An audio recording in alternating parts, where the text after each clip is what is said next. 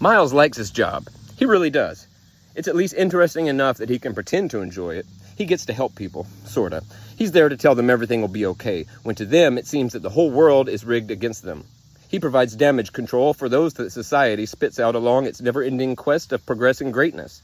Life seems to be getting better and better for everyone lost in their iPods as they float down the mainstream, oblivious to those whose lives were washed away with the flood. And if no one else seems to be bothered by the upcoming currents event, then why should they? Truth is, Miles hates his job.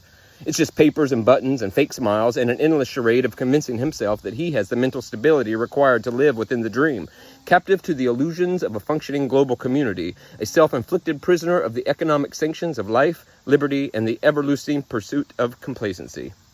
A life's time consumed by the fair market value of the human experience. But he's got to work. He's got to have things. It might not be pretty, but the world is built on the broken dreams of the slaves convinced to believe in freedom.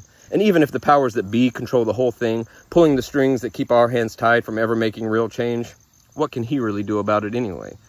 He's just one dude. Nobody knows him. Nobody's listening. Nobody even knows he exists. And he's cool with that. He's happy to keep his head down and just go with the flow. Happy enough, anyway. Besides, if he did decide to speak of his unhappiness with the way things are, voicing the opinions of his unrested monologue and putting words to his thoughts of dropping out of the game altogether, well, the system is fundamentally wired to shun all who refuse to conform to the rules of the system.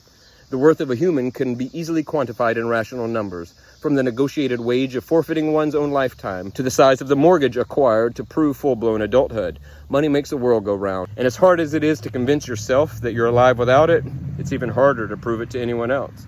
It's true, you can't survive without money, at least not in this man-made world of material girls. You gotta pay to play, you gotta pay to pray. You gotta pay for your own home, and it's illegal to be homeless. You simply can't survive within this system without money. So you gotta get a job from the system to settle your debts with the system, so you gotta settle on whatever occupation you can find that vaguely resembles something that you actually care anything about. So what's the alternative? To rebuke it all?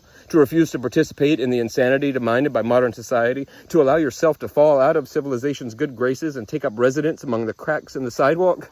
The one that has been superimposed atop an entire world long forgotten? Nah, that's just a bunch of crazy talk.